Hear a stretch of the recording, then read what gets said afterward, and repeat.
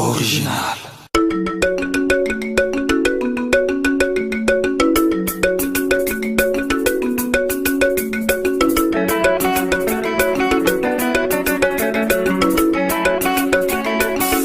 Bonsoir, bonjour, na bande konyoso o bolanda vidéo nanga ndeko na bino ya mwasi na kombo ya Bijou d'Or.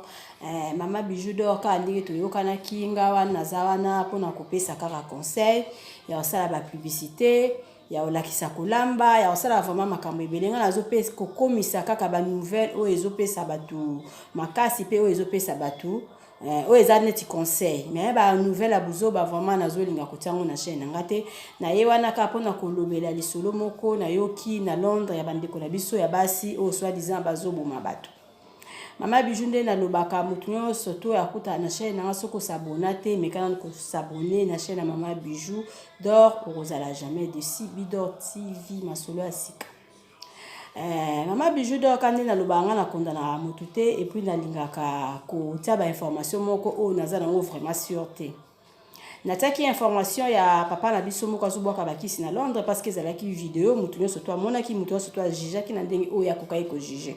C'est là ba photo ezo uta na Londres na ba voice ezo uta na Londres nga vraiment Mama Bijou na yebi tendeni na koki ko lobela yango parce que na yebi ke monde mokili ekomi mabe. Donc ekomi mabe makambu ya mabe ekomi mingi, il faut ka ko faire attention na lilanda ne koki ko zala na ye, il faut ko sala vraiment attention. Pona makambu oyo nga na yoki ya mama oyo aza koloba ke bandeko ya basi bakendeke pa na ye kozwa kisi après bakomi ko boma soki batu en tout cas nga vraiment d'abord nazala ba voice yango awa et puis nazali na ba photo yango awa na koyi kotela bino yango te parce que naza vraiment sûr na information wana te na koti mama wana doute te mais na condamné ye parce que ye peut a participer vraiment na mabe, tu vois au participer na mabe moko boye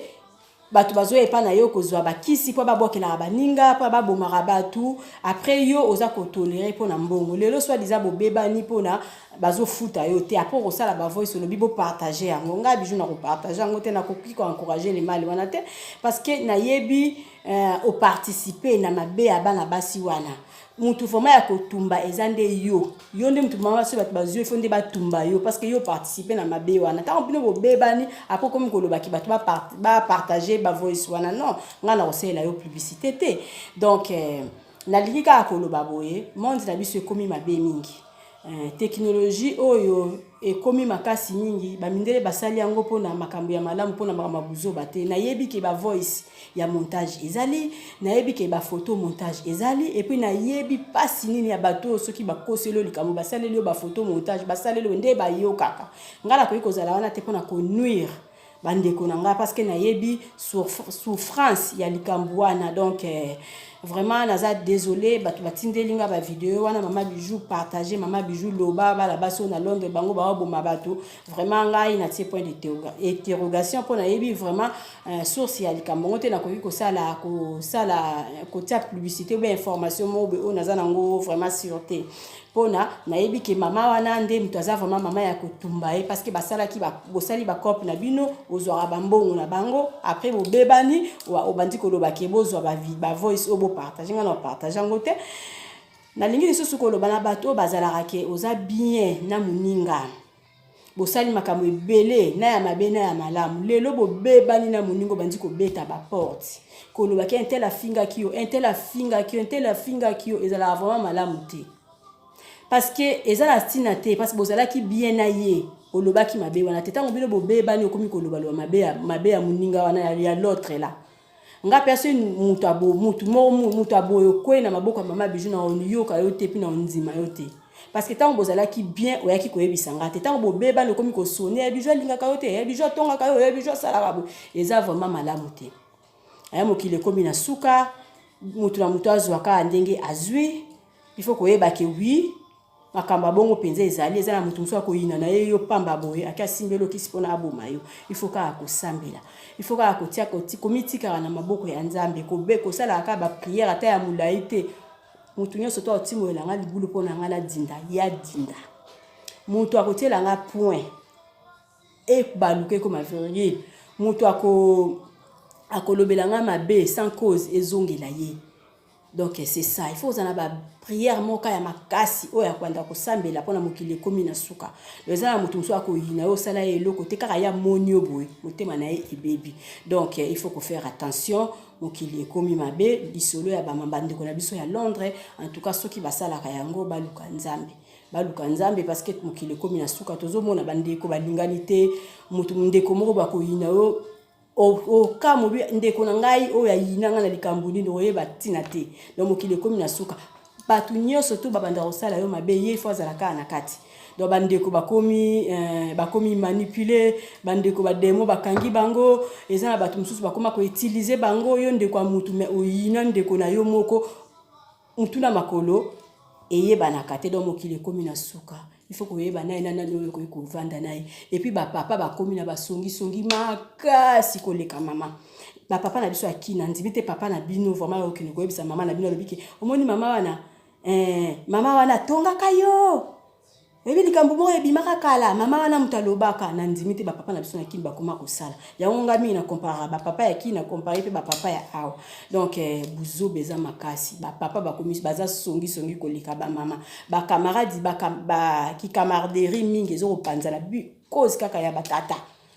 ozala bo tata wana ya mama wana finga kayo oyebi likambo mo ebimaka bo mama wana lobaka do mokili komi na suka.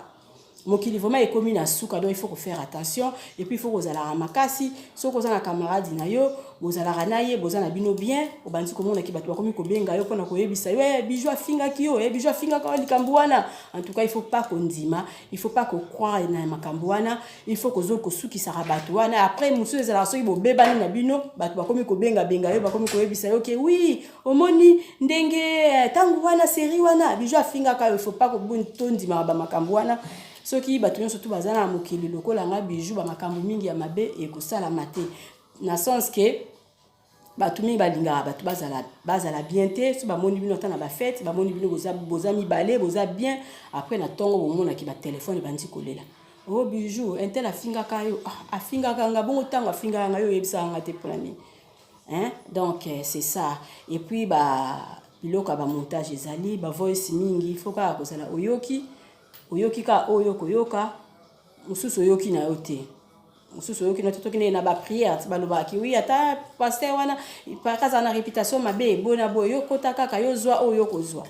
ndenge peka ande mokiliza ko tambola vitesse ya mokili leki makasi donc buzobe leki donc makambo mususu eza ya konzima makambo mususu eza ya konzima te mais il faut ka kozala ekenge conseil mama bijou alinga pesa bino na butu ya lelo yango yo il faut vraiment tozala ekenge pa mokili ekomi na suka donc nga mama bijou na pesa na ngaka conseil ba photo wana na moni na nga bandeko na biso na Londres soit disa bazobuma batu na mama wana ndenge azoloba yenga mtu tabokelaki mutu na malade azaki na hôpital botala na ba mama mususu ozwi ba mbongo ya mababa basi wana ti soki ndenge nini après sima nango komi kobimisa ba secret na bango pourquoi so ba futi ote bo traiter makam na bino nani ndenge bobandaki ta bobandaki est-ce que oseleki batu ba voice donc ça sert à rien so baton surtout baza lokola nga vraiment média penza eko changer donc beza buzo baté bosali bakambu na bino ba copie na bino. Après bobeba li ba futi mbongo te o batu ba partager ba vidéo na vraiment je suis désolé na ba comportement boy nga la pesa na ka conseil mokile komi mabe il faut reponana nango kozala naye parce que ba copine mingi baza ba copine te donc bandeko mingi baza lisusu bandeko te mabala mingi eza lisusu ba mabala te donc il faut vraiment que ça la attention donc il faut osenga kaka nzambe a guider biso pa mokili komi na suka mama bijou na lingi bino mingi conseil na ngaya wana parce que batumi batinde nga ba voice wana balobi na beta lisolo selon ndenge tozoyoka ke bana basimi bale bazoboma batu na Londres na tia ba photo na ba nga lobi nga na koyoka et puis nga na koloba o nga la yoka o nga la kanisi pona yebi ke ba montage surtout ya ba voice eze belinga na koko benga mama na ngai moko bona bengi na bandi ko beta biso masolo ya tobeti après to partager na kombo ya mutu donc ikoki na ko sala maso mutu alinga sambwisa na yeyo mais tellement baloba ke vérité ya na male e koma kaka